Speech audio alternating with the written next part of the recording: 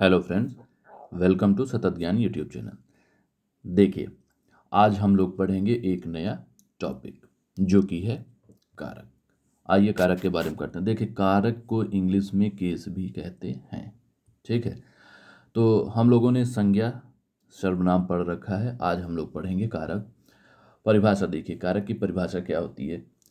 संज्ञा अथवा सर्वनाम के जिस रूप से संज्ञा अथवा सर्वनाम के जिस रूप से उसका संबंध वाक्य के किसी दूसरे शब्द के साथ विशेषतः क्रिया के साथ ज्ञात होता है उसे कारक कहते हैं।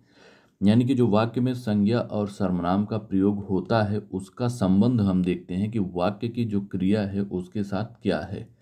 संज्ञा भी कई प्रकार की होंगी तो उनका संबंध भी अलग अलग होगा क्रिया के साथ। तो इन्हीं संबंध को देखते हैं और यही क्या होते हैं, कारक कहलाते हैं। ठीक, उदाहरण से अगर देखा जाए, राम ने राक्षसों को वाणों से मारा। राम ने राक्षसों को वाणों से मारा। राम क्या हो गया, संज्ञा है। संज्ञा आप जानते हैं किसी वस्तु, व्यक्ति, स्थान या भाव के नाम को संज्ञा कहते हैं। तो राम क्या है, नाम है, संज्ञा हो गई। राक्षस क्या है, नाम है, संज्ञा हो गई। वाण क्या है, नाम है, संज्ञा हो गई। अब ये तीन संज्ञा आ गई हैं एक वाक्य में।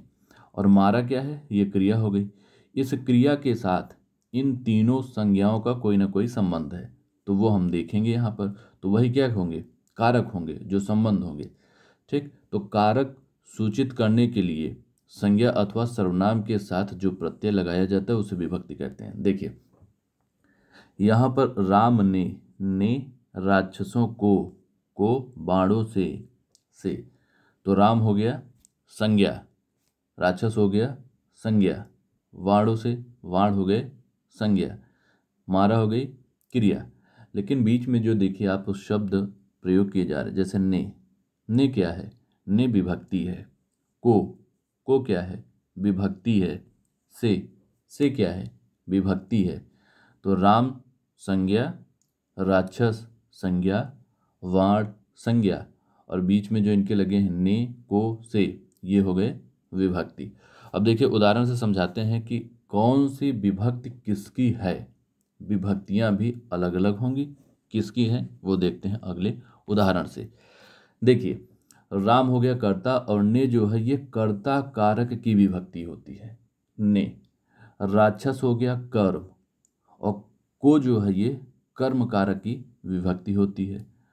वाणों से, वाण हो गया करण तो से हो गया करण कारक की विभक्ति। तो ने कर्ता कारक की विभक्ति है, को कर्म की विभक्ति है, से करण की विभक्ति है। कैसे है हम आगे एक एक देखेंगे। देखिए, संज्ञा और सर्वनाम को विभिन्न वाक्यों में विभिन्न प्रकार से प्रयोग किया जाता है जिसे कारक कहते हैं। तो ये आपके सामने कई परिभाषाएं हो गई, आप जिनका प्रयोग करना चाहें समझने के लिए आप कर सकते हैं। एग्जाम में परिभाषा नहीं पूछी जाती, एग्जाम में ये पूछा जाता है कि कौन सा कारक है, तो वो हम आपको भी बताएंगे। देखिए, संस्कृत साहित्य में अगर कारकों की संख्या देखी जाए तो वो होती है 6। लेकिन हिंदी साहित्य में जो परंपरा अभी चल रही है उसमें 8 माना जाता है। लेकिन आप विद्वानों से जब पूछेंगे, प्राचीन विद्वान जो भी हैं, तो वो बताएंगे नहीं, हिंदी साहित्य में भी कारकों की संख्या 6 ही होती है। लेकिन अगर आपका जो एग्ज़ाम देने जा रहे हैं उस एग्ज़ाम में प्रश्न आता है कि हिंदी साहित्य में कारकों की संख्या कितनी है, तो आपको टिक करना है 8 है। ठीक, इसमें कोई डाउट नहीं होना चाहिए। अलग अलग किताबों में अलग अलग चीज़ें दी जा सकती हैं। देखिए, अब कारक के हम भेद पढ़ लेते हैं, यानी कारक के प्रकार पढ़ लेते हैं। तो आप देखिए, एक तरफ कारक है, दूसरी तरफ विभक्तियां हैं, ये आपको याद करना है। कर्ता कारक की विभक्ति होती है ने, कर्म कारक की विभक्ति होती है को, करण कारक की विभक्ति होती है से, द्वारा, संप्रदान कारक की विभक्ति होती है के लिए, हेतु, वास्ते, अपादान कारक की होती है से, संबंध कारक की विभक्ति होती है का, की, के, रा, री, रे, अधिकरण कारक की विभक्ति होती है में, पय, पर, और संबंध कारक की विभक्ति होती है हे, हो, अरे, अजी। ठीक, तो ये याद करना है। अब आप ऐसे भी याद कर सकते हैं, कर्ता ने कर्म को करण से, द्वारा, संप्रदान के लिए, अपादान को से, संबंध काकी के, अधिकरण में, पय, पर, संबोधन हे, हो, अरे। तो आप इसको अपने हिसाब से याद कर सकते हैं, लेकिन यह याद होना ही चाहिए। जो 8 कारक हैं इनकी विभक्तियां कौन सी हैं और ये 8 कारक कौन है, ये आपको एकदम मुँह ज़बानी याद होना चाहिए। अब आइए एक एक हम कारक शुरू करते हैं, उनके बारे में अच्छे से समझते हैं। और देखिए सबसे बड़ी बात ये होगी कि इस वाक्य में जहाँ भी आप देखेंगे कोई वाक्य लिखा हुआ है तो उस वाक्य में हम उसका पूरा पोस्टमार्टम करेंगे। जिस प्रकार से इंग्लिश वाक्य में आप देखते हैं कि नाउन कौन सा है, प्रोनाउन कौन सा है, वर्ब कौन सी है, एडवर्ब क्या है, प्रीपोजिशन क्या है, उसी प्रकार से हम यहाँ पर देखेंगे कि संज्ञा कौन है, सर्वनाम कौन है, क्रिया कौन है, विभक्तियाँ कौन है। ठीक है, तो ये सारी चीज़ें हम यहाँ पर देखने वाले हैं। एक एक चीज़ एक वाक्य में जो भी प्रयुक्त होता है वो सब कुछ आज आपको पता चलने वाला है। तो शुरू करते हैं। देखिए कर्ता कारक पहला है आपका कर्ता कारक। कर्ता कारक की विभक्ति जो होती है वो होती है ने। सभी को पता है, याद हो गया होगा। कर्ता ने कर्म को करण से, तो कर्ता ने। देखिए कर्ता कारक संज्ञा का वह रूप होता है जिसके माध्यम से क्रिया की जाती है। अगर कोई कार्य हो रहा है तो किसी ने किया ही होगा, तो जिसने किया है, जिसके माध्यम से कार्य हुआ है, उसी को हम कहते हैं कर्ता कारक।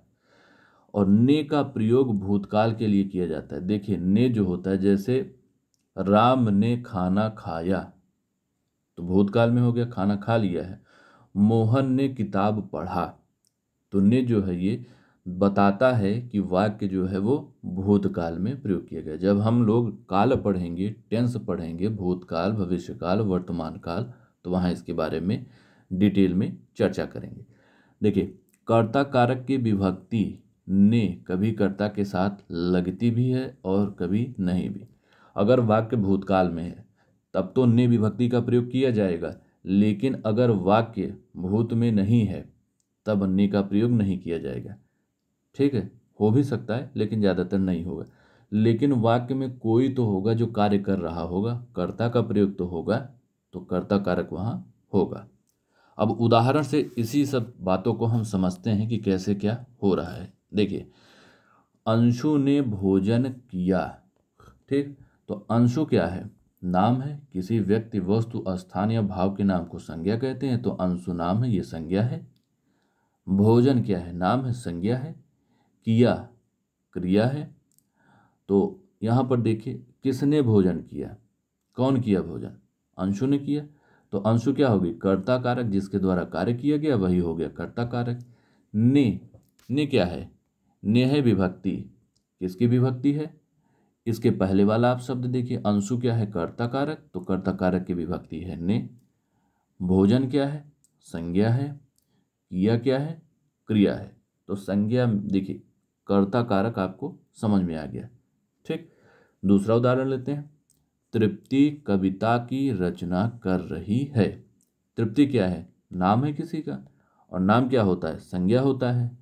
तो इसमें देखिए रचना कर रही, कौन रचना कर रही है, तृप्ति कर रही है, तो तृप्ति क्या है, कर्ता कारक हो गई। ठीक, आगे देखते हैं दूसरा प्रकार। तो कर्ता कारक समझ में हो गया, आ गया होगा कि जिसके द्वारा कार्य किया जाता है उसे ही कर्ता कारक कहते हैं। कर्ता कारक की विभक्ति जो होती है वो ने होती। कर्ता ने, अंशु ने, तृप्ति ने।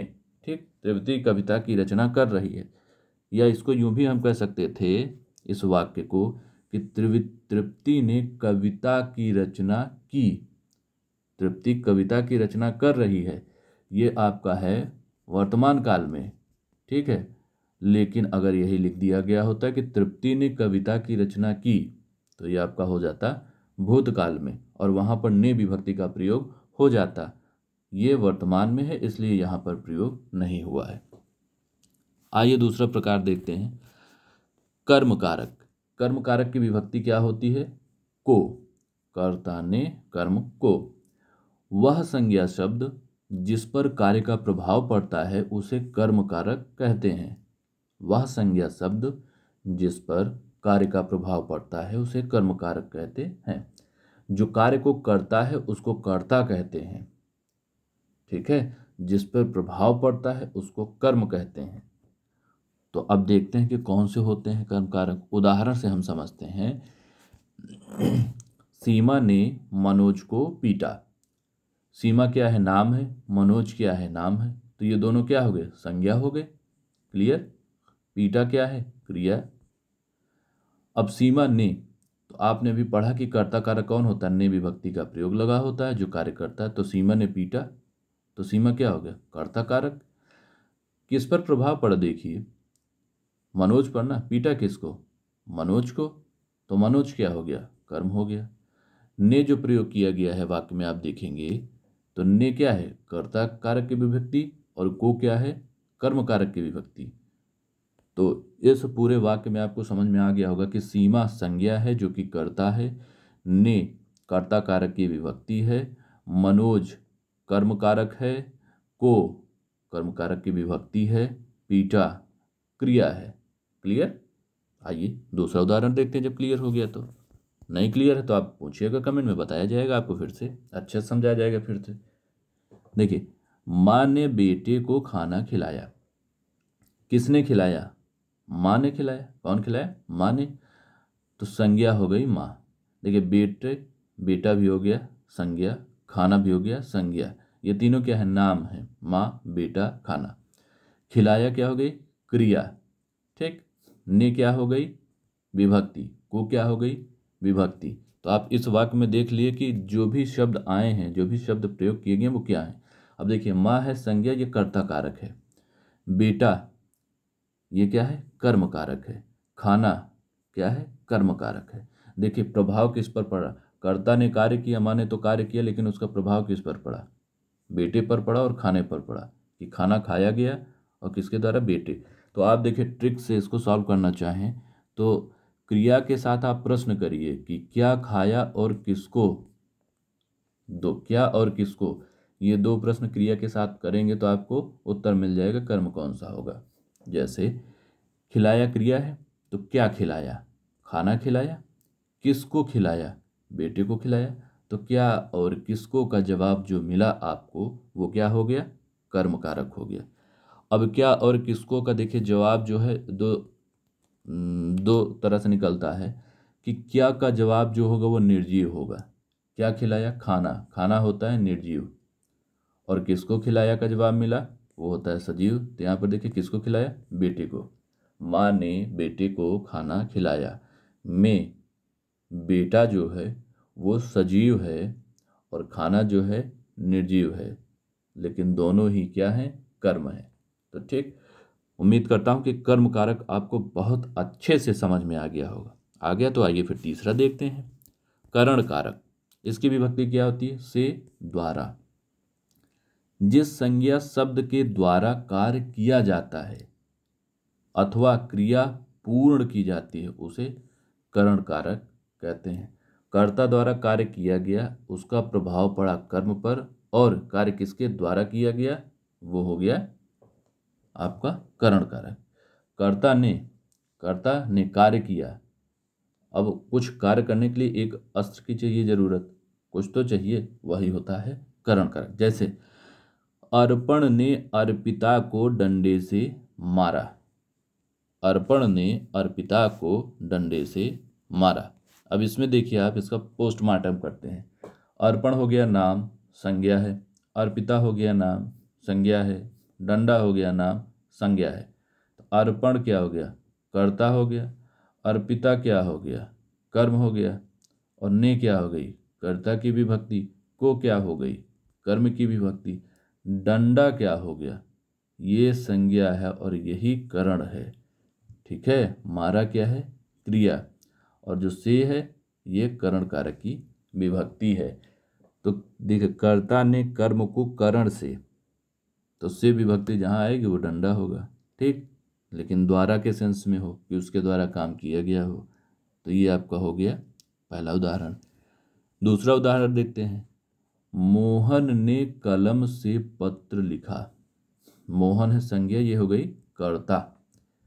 कलम से, तो से किसके लिए आता है, करण के लिए आता है। तो कलम क्या हो गई, करण कारक। पत्र लिखा, पत्र क्या हो गई, कर्म हो गई। प्रभाव किस पर पड़ा, कर्म पर पड़ा। किससे लिखा गया, किसके द्वारा, कलम से। किसने लिखा, मोहन ने। तो ये कौन लिखा, मोहन ने लिखा। क्या लिखा, पत्र को। कैसे लिखा, कलम से लिखा। तो यहाँ से आपको करण कारक मिल गया, क्या होगा, कलम। देखिए राम ने बाणों से रावण को मारा। राम ने तो मारा, रावण को मारा, किससे मारा? वाण से। तो वाण क्या हो जाएगा? करण हो जाएगा। जो माध्यम आप ले रहे हैं, जिससे मार रहे हैं, डंडा हो गया, वाण हो गया, लिख रहे हैं तो कलम हो गया, तो ये क्या हो जाएगा? यही तो हो जाएगा करण कारक। तो चलिए फिर अगला प्रकार देख लेते हैं, संप्रदान कारक। ठीक, संप्रदान कारक, इसकी जो विभक्ति होती है के लिए, हेतु, वास्ते, इनका प्रयोग किया जाता है। परिभाषा अगर देखा जाए तो वह संज्ञा शब्द जिसके लिए कार्य किया जा रहा हो उसे संप्रदान कारक कहते हैं। जिसके लिए काम किया जा रहा हो। उदाहरण देखिए, सुरभि भाई के लिए मिठाई लाती है। सुरभि संज्ञा, भाई संज्ञा, मिठाई संज्ञा, लाती है क्रिया। बचा क्या? के लिए। के लिए क्या है? विभक्ति। और आपने देखा कि के लिए जो विभक्ति होती है वो किसके लिए होती है? संप्रदान कारक। तो यानी के लिए भाई के लिए लाई, तो भाई क्या हो गया? संप्रदान कारक हो जाएगा। अब इसको ट्रिक से आप समझना चाहें तो देख लीजिए, कौन लाया? कर्ता कारक होता है, सुरभि लाई। मिठाई, क्या लाई? मिठाई, तो ये कर्म हो गया। किसके लिए, किसके लिए का जो उत्तर मिले वही संप्रदान कारक होगा। किसके लिए लाई?